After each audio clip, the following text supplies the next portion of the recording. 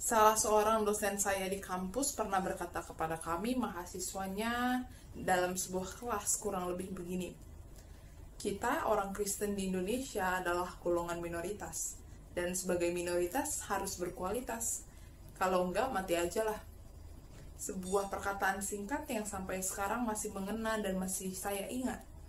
Ketika dulu dosen saya berkata demikian, saya hanya bisa tersenyum dan tertawa kecil serta mengagumi keberanian dirinya untuk menyatakan sesuatu yang begitu tajam dan begitu dalam maknanya. Bapak dan Ibu serta saudara sekalian, ketika kita melihat kisah-kisah yang ada di Alkitab, terutama kisah-kisah yang banyak diceritakan dalam Perjanjian Lama, kita dapat menemukan orang-orang yang tergolong minoritas namun dia tetap harus menunjukkan kualitas dirinya. Seperti kisah Esther, seorang Yahudi yang menjadi ratu namun kemudian harus memilih antara tahtanya sebagai ratu atau menyelamatkan bangsanya dari ancaman Haman. Atau kemudian juga ada Daniel, seorang Yahudi yang kemudian menjadi buangan di negeri Babel dan bekerja untuk Raja Nebukadnezar. Kemudian ada juga Yusuf yang dibenci oleh saudara-saudaranya, dibuang dan dijual dan dijadikan budak, kemudian dia difitnah dan dimasukkan ke dalam penjara. Bapak dan Ibu, ketiga orang ini juga berasal dari keturunan Israel, dan kita tahu bahwa Israel pernah menjadi sebuah bangsa yang besar, sebuah bangsa yang terpilih dan yang penting dan cukup berpengaruh. Situasi bangsa Israel agaknya mengingatkan saya dengan kondisi orang Kristen di Indonesia. Dulu, orang Indonesia, terutama dalam bidang kenegaraan, masih memiliki suara Kristen yang cukup vokal dan aktif. Kita bisa lihat dalam ranah politik bahwa ada beberapa partai yang mewarnai pendapat Kristen seperti Parkindo dan Partai Katolik. Namun hal itu berubah seiring berjalannya waktu dan masa pemerintahan. Bapak dan Ibu, kita mari buka dari bacaan kita dari Matius 7 ayatnya yang ke-12 hingga ke-14. Matius 7 ayat yang ke-12 hingga ke-14 yang berbunyi demikian. Segala sesuatu yang kamu kehendaki supaya orang perbuat kepadamu, perbuatlah demikian juga kepada mereka. Itulah isi seluruh hukum Taurat dan kitab para nabi. Masuklah melalui pintu yang sesak itu, karena lebarlah pintu dan luaslah jalan yang menuju kebinasaan, dan banyak orang masuk melaluinya. Karena sesaklah pintu dan sempitlah jalan yang menuju kepada kehidupan, dan sedikitlah orang yang mendapatinya.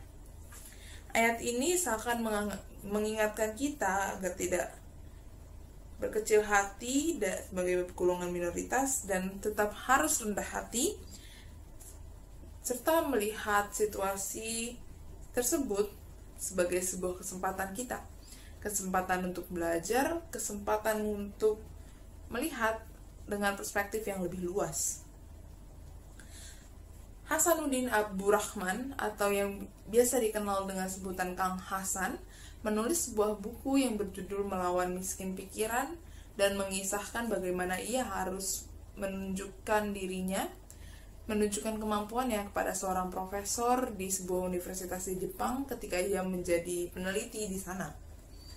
Ia harus menunjukkan bahwa profesor itu salah dalam melihat orang-orang Indonesia dan orang-orang dari negara tropis lain karena stereotip sifat mereka yang lebih cenderung kepada pemalas daripada pekerja keras seperti orang Jepang. Namun Kang Hasan merasa lebih baik untuk menunjukkan dirinya melalui perbuatannya, melalui apa yang bisa ia lakukan etos kerjanya dibandingkan hanya berdebat dengan kata-kata semata. Pengalamannya ini juga agaknya sejalan dengan pengalaman tokoh-tokoh dalam Alkitab yang sudah sempat saya singgung sebelumnya. Nah, Bapak dan Ibu serta saudara sekalian, mari kita bersama-sama belajar untuk mengambil jalan sempit menuju kehidupan tersebut. Kita mungkin saja bagian dari golongan kecil masyarakat, bagian dari minoritas, dan mungkin orang-orang yang kurang mendapat perhatian khusus. Tapi mari kita mencoba melihat posisi kita sebagai orang Kristen yang saat ini masih merupakan minoritas di Indonesia, sebagai kesempatan untuk bisa membuktikan diri dan mengembangkan diri serta meningkatkan kemampuan, namun tetap memiliki sifat yang rendah hati dan mau beradaptasi dengan lingkungan dan situasi baru, layaknya Esther, Daniel, Yusuf, dan juga Kang Hasan dalam bukunya. Semoga kita semua dapat melakukan hal ini, belajar melakukan hal ini selama seminggu ke depan, dan akan terus kita lakukan selama kehidupan kita. Tuhan Yesus memberkati. Bapak dan Ibu, saya persilahkan untuk berdoa secara pribadi ataupun bersama keluarga, dan saya kemudian akan menutupnya dalam doa bersama.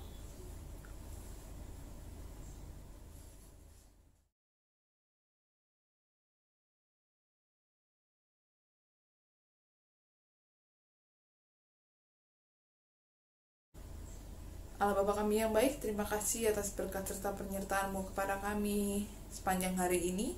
Terima kasih atas bacaan yang boleh kami baca dan kami renungkan pada malam hari ini ya Tuhan.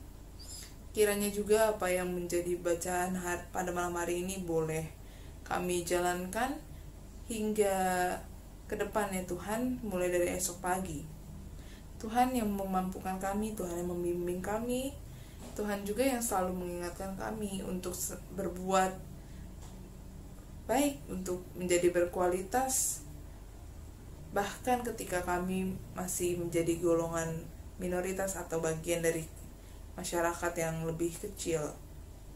Terima kasih Tuhan, dalam nama-Mu kami berdoa. Amin.